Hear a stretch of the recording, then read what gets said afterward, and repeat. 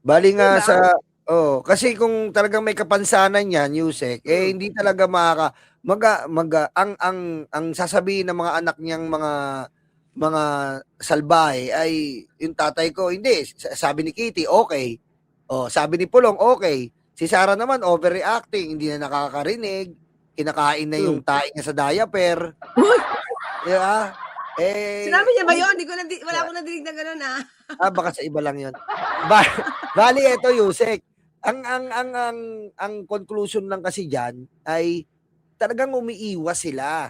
Dahil 'pag si Digong po, para sa aking opinyon, si Digong po 'pag nakita ng buong mundo na umaharap siya sa ICC, malalaman yung kataksilan niya, kasamaan, kademonyohan niya na ginawa niya sa sariling kababayan. Ayun ang iniiwas nila diyan, eh. 'Di ba, Yusek? Kayo po, ano pong Makakaiwas opinyon ba niyo? sila dun? Eh, Oh, inamin na ng tatay niya. hmm, Inamin na ng tatay niya na pumatay siya. hmm, Inamin ng tatay niya na nanghulog siya ng tao mula sa chopper. hmm. 'Di ba? Ang kailangan talaga nila diyan is mapanagot siya, mapagbayad sila kung magdedesisyon against the former president, Duterte. So Hmm. yun yun, baka yun yung iniiwas nila kasi pagka baka nag-ano yan, nag-decide yan regarding civil liability, baka malaki, I don't know, hindi ko alam, 'di ba? February 23 na eh. February 23, iharap na siya. Ano kaya itsura, Yusek? Kayo, ano itsura hula nyo? Ano itsura? Hindi ko alam kung mapapa-postpone pa 'to. Oo. Ita-try nila 'to kasi, yun nga, tingin ko nga ano, ita-try nila lahat ng technicalities na hindi umuubra sa ICC. Oo. Pero mga technicalities na umuubra naman sa Supreme Court natin. May mga gano'n, eh, 'di ba? Oo. 'Di ba? So, Kaya mabuti na lang talaga nandiyan siya eh. Kasi doon talagang ano eh, hindi ko naman sinasabing bias dito. Doon kasi talagang diretso ang proseso eh. Di ba? Saka ito ha, mabanggit ko lang 'to, Niyolo. Okay po. Mismong si Silvestre Pello III Mm. umamin na may pinatay itong si dating Pangulong Duterte. Hinulog siya chopper. Alam daw niya 'yon. Okay? Mm. Okay. Inamin naman. Ang tanong, dalawa silang abogado. Abogado si dating Pangulong Duterte, abogado si Silvestre Bello. Ang tanong dito, anong ginawa niyo do'n sa taong hinulog sa helicopter? Yun nga Kasi eh. No? lumaban daw, eh, sabi ni Silvestre, lumaban daw. Sige na nga, kung lumaban, kung lumaban. Siyempre kayo na lang magsasalita niyan, wala naman nakakita kung talagang lumaban, eh. Mm. Nasa chopper, eh, 'di ba? Siyempre salitaan niyo na lang 'yan para ma-justify niyo 'yung pagpatay. Pero, sila bilang abogado, what did you do next? Sinabi niyo ba sa Oh, no? pulis? Ni-report niyo ba sa ospital? Ni-report niyo ba sa pamilya? Nasaan ang libingan niyan? Binayaran niyo ba? Nasampahan ba ng kaso si dating Pangulong Duterte? At ginamit Tama. niya lang self-defense ang paghulog sa taong ito sa chopper? Ano 'yun, na-tolerate lang 'yun? 'Yun ang malaking tanong kay Silvestre Bello III, alam mo pala, so na-tolerate?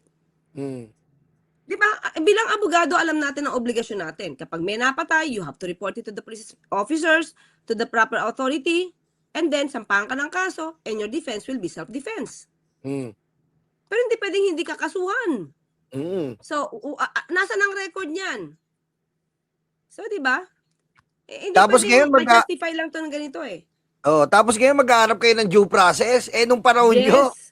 walang due process, nanguhulog kayo sa helicopter, motherfucker. 'Di ba?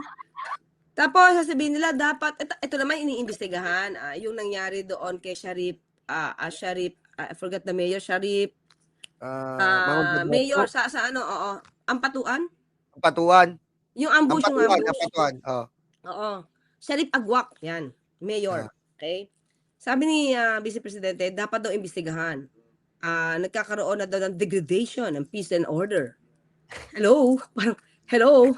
Sabi ko, inaaksiyunan po 'yan ng PNP, mabilis nga pong kumilos ang PNP diyan at sinabi nga po ng DILG na pinupuri niya yung PNP sa nasabing lugar dahil mabilis na umaksyon, Mm. hindi ba? At, Mm. meron ngang, nasawi na mga gumawa, pero aalamin pa rin yung mastermind dito. So, ang tanong natin, okay, kailangang imbestigahan, pero bakit yang EJK parang ayaw niyong paimbestigahan? Tama. Hmm. Akala ko ba Oo. para tayo sa peace and order, bakit yung EJK parang tinatakpan niyo? Hmm. Akala kasi nila akala nitong mga tanga na to ng mga DDS kasama yung tsakadal nilang vice presidente. Yung Mm. buhay ng tao ganun-ganun lang 'Di 'Di ba? ba, Yusek? Ang alam nyo sa tutuusin lalo po akong naano sa pangulo nung nabigyan niya ng hustisya etong EJK nung talagang Mm. naproseso niya at naidala niya si Digong diyan sa ICC na Mm. doon ko nalaman po talaga na ang Pangulong Bongbong Marcos talagang para sa mahihirap talaga Mm. Kaya sumobra po talaga ang idolize ko kay BBM. Ako po Yusek, totoo 'yan. Isa pa Nyolo, sige na sa Opo, EJK kahit opo. papaano nagkaroon ng pag-asa. Yung mga hindi nabigyan ng pag-asa na mga biktima, yung mga pamilya ng mga biktima ng EJK. Isa pa, missing sa Bongeros. Opo. Hindi iyan naaksyonan. Bakit? Si Atong Ang, kinontak pa yan ni dating Pangulong Duterte. Hoy, ikaw Oo. puro illegal drugs, illegal gambling ka dito, alam ko yan. Wag na tayong magbiroan to, magplastikan dito. Ayusin mo yan. Parang hindi ko alam kung ginawang advisor, basta tinawagan niya yan, Hmm. ayusin mo yung mga negosyo mo. Akala ko ba pugot ulo agad pagka gumagawa ng krimen sa loob ng Davao? Hmm. Parang pili. Oo. Hindi May naman sasabing kinikiligan. pugutan niya ng ulo to but still, illegal gambling to, matagal mo na palang alam, pero bakit hindi siya nahuli? Mm. Pero yung maliliit na tao, Patay kaagad. oo, patay kaagad. Diba? So, Ganun di ba, siya tinawagin niya pa si Atong Ang. And, nung nagkaroon ng issue about missing sa Bongeros, ang sabi niya, walang kinalaman dito mga operators. Management. So, sino ba nagma-manage ng ISAB? Di ba? Si Atong Si Ang. Si Atong Ang. Oh. So, di ba? Iniimbestigahan ito ni Ganun, Senator ganun. Bato sa Senate. Naputol. Walang naging Resolution. solusyon. Wala. Sa panahon lang ni Pangulong Marcos Jr., nagkaroon ng resolution dyan na sampahan si Atong Ang. Diba? Grabe. Ganyan na ganyan po talaga ugali ni Duterte. Parmali. Kita nyo, wala nangyari. Siya pa nagpataka sa Davao ng mga mabibigat na may kaso doon. Oh. Ayan po yung ayan talaga kapag katropa niya, lusot ka. Pero pag ordinaryong mga individual, mahihirap, abay, kahit babariling ka. Di ba po? By the way, kahapon ng umpisa ng kahapon ng umpisa ng COVID kahapon. Happy anniversary, Parmali.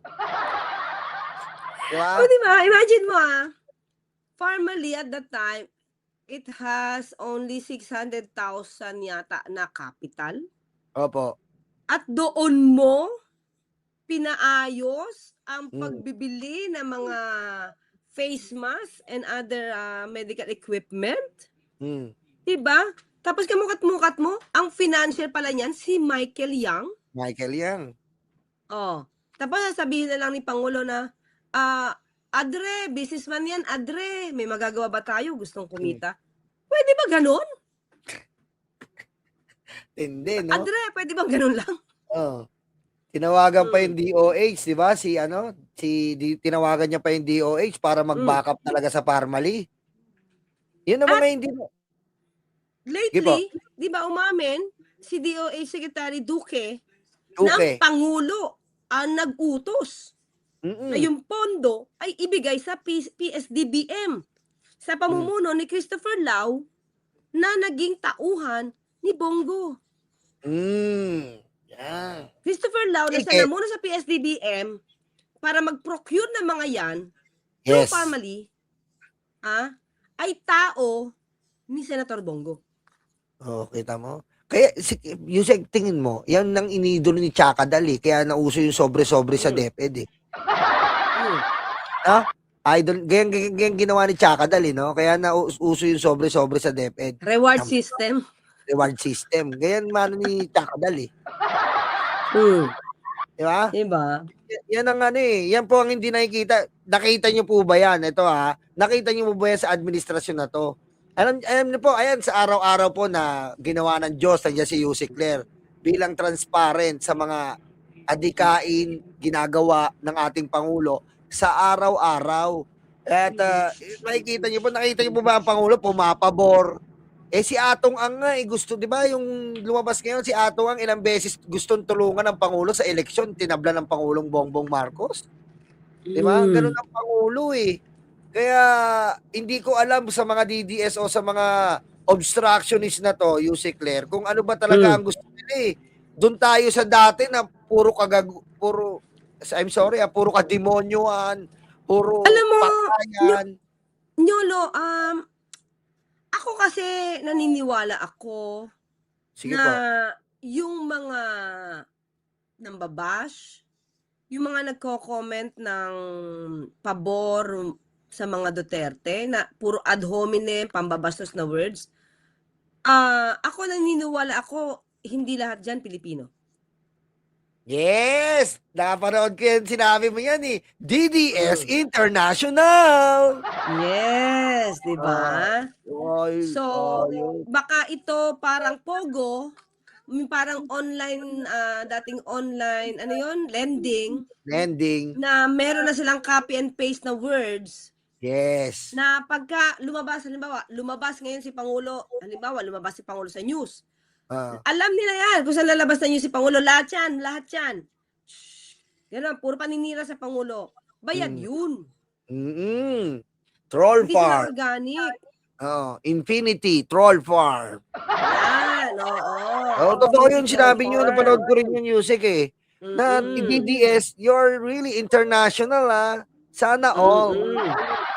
Diba? Kasi meron yan music eh. Meron po yan technology na, halimbawa, lumabas lang. I-type mo dyan ba sa comment section, Bongbong Marcos. May automatic troll farm na dyan na parang dito, yung etong Nightbot. Yes. Ito music, Oo. etong Nightbot. Pag tinype mo dyan, halimbawa, Nyolo, may automatic na magre-reply dyan. Ayang Nightbot. Talaga? Oo, type nyo dyan, Nyolo. Halimbawa, ito, type ko dyan, Nyolo. Parang ganyan yan, type mo, Nyolo. May automatic na magre-reply dyan. Talaga? Na ganon. Ayan ayan Tamski. Ayan ayan ganon yan. Ganyan yan eh. Kaya nga, So marami silang ganyan. Ibig mo sabihin, di ba? Kita mo, Yusek, ang lupit mo. Pati mga DDS International, di makaubra sa'yo. Ang lupit. Nagulat nga ako nung brinodcast mo yun eh. Alam ko, hindi lang Pilipino ang mga obstructionist. Nagulat ako. Ayos Ang diba? lupit. Kasi naaral na yan eh, Nyolo, naaral na yan isang journalist na habang daw umaangat ang Pangulo, mayroong Chinese link networks. Ito naman hindi galing sa atin, kay Nico Balbidina to. Naaral niya na may Chinese link networks daw na kapag inaangat ang Pangulo, ang susunod niyan, ibabaksak ng troll itong Pangulo at ng administrasyon at isasabay ang pag-angat kay VP Sara. Matindi talaga, Nico no? Balbidina, tignan niyo po yung study. Ayan po, ayan no. Ayan grabe no, talagang gusto nila talagang maging malinis ang record netong si Chucky. Sa totoo silang Yusek, wala nang ikasasama pa sobrang sama niyan. At sabi doon sa aral niya, Nyolo, pati daw yung AI pulvoronic video kasama doon. Nako, ako nga yan. Hanapin ko nga yan, Yusek, para... Ibigay ko sa iyo yung link. Aralin mo yan. May video yan. Kasi, minsan nababanggit ko yan sa ibang mga... Dito. So, bibigay ko sa yung link, pati video, hanapin ko. Nico Balbidina. Journalist siya. Ito yata yung kanyang thesis. Basta study niya to. At ito ay nabanggit na rin niya sa hearing sa House. Tsaka yung hearing po sa Senado, di ba, bago yung Infinity, di ba po? Yung Infinity. Infinitus na parang inuutusan nila yung ibang troll farm na sirain ng iba't ibang congressman, itong iangat si Sara Duterte. Oo. Yun yung nasabi ni Senator Tolentino. Although, yung Chinese embassy dininay na yung purpose nila sa Infinitus. So, kaya lang natapos na doon yung hearing, hindi na natin alam kung ano naging conclusion kasi hindi na nahalal na senator, ito si Senator Tolentino. Pero sana lang, may magpatuloy nun. Yun sana. Diba?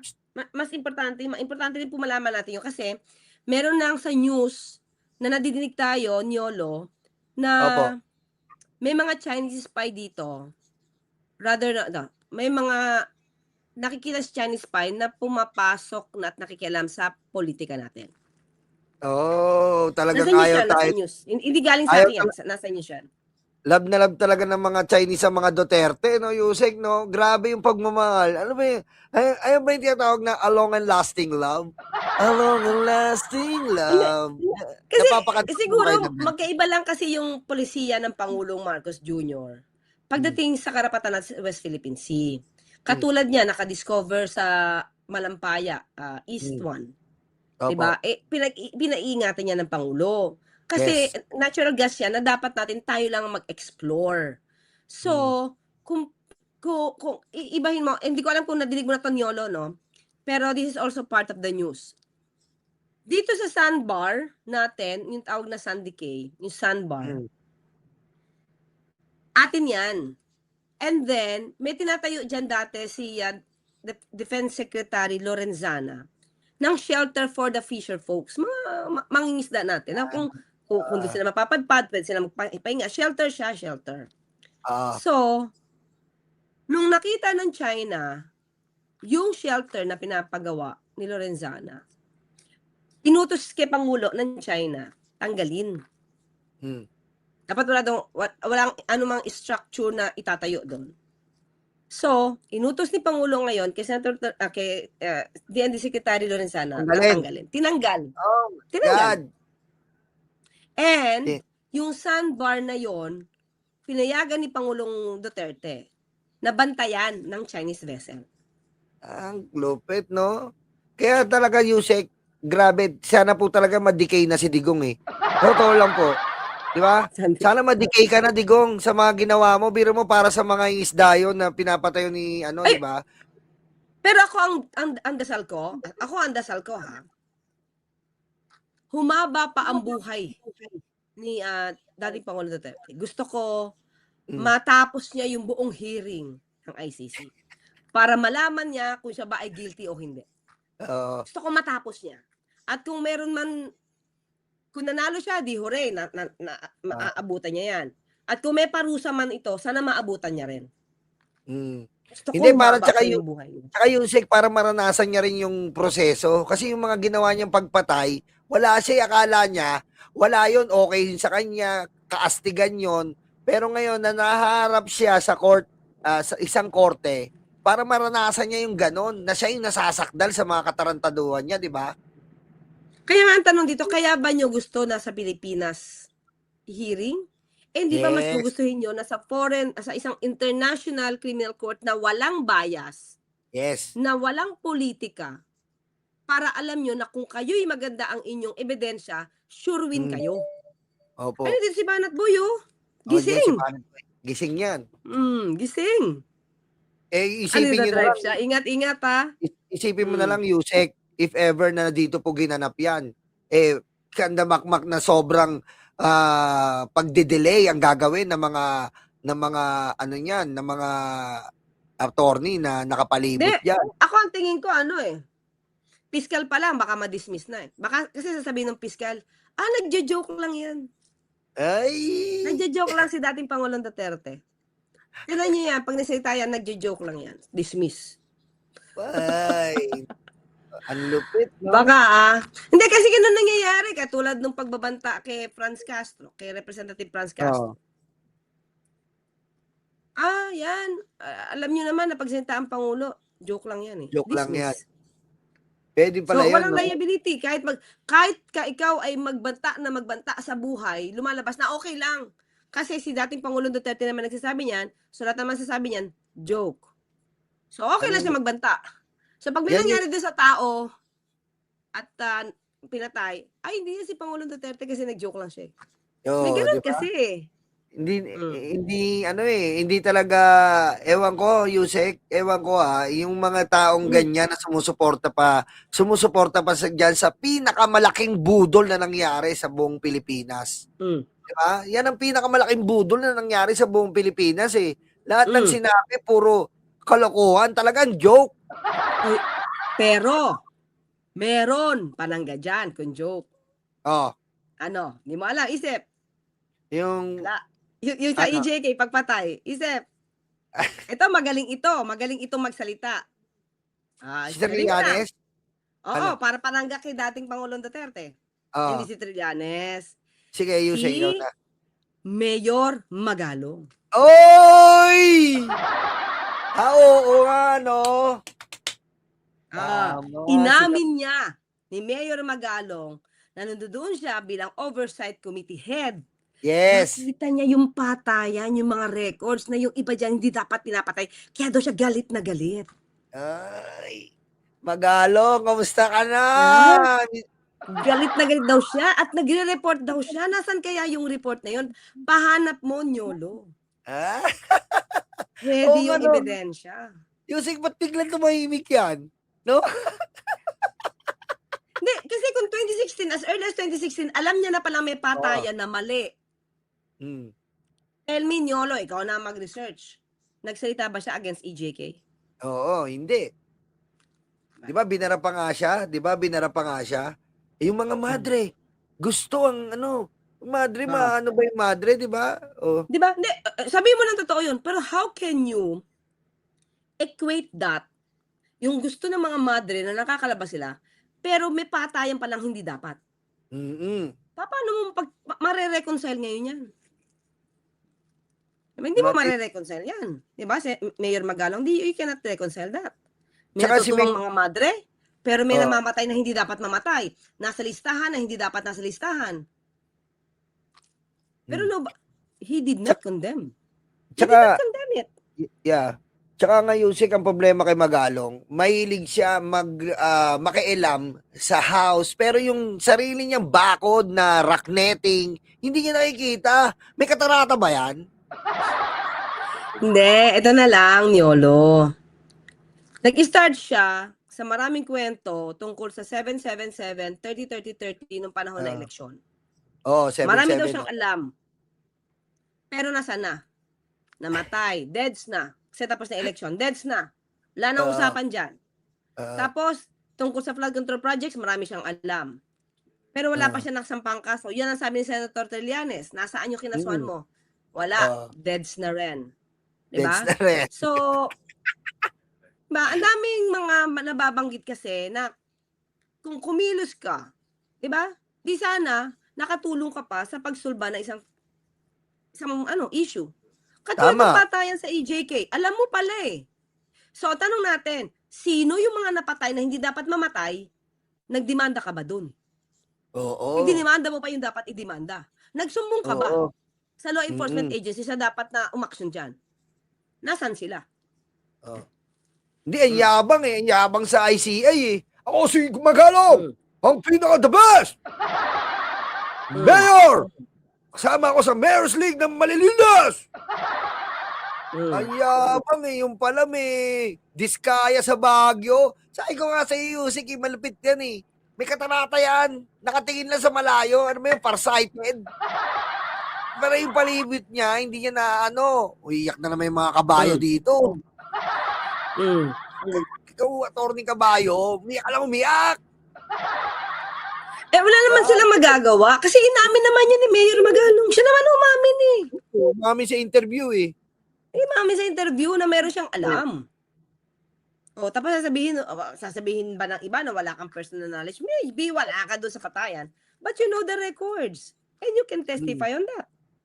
Kaya lang tanong, magte-testify ba siya against his own idol? Oh, yeah. Hindi siya Tama. magte-testify doon sa kanyang iniidolo.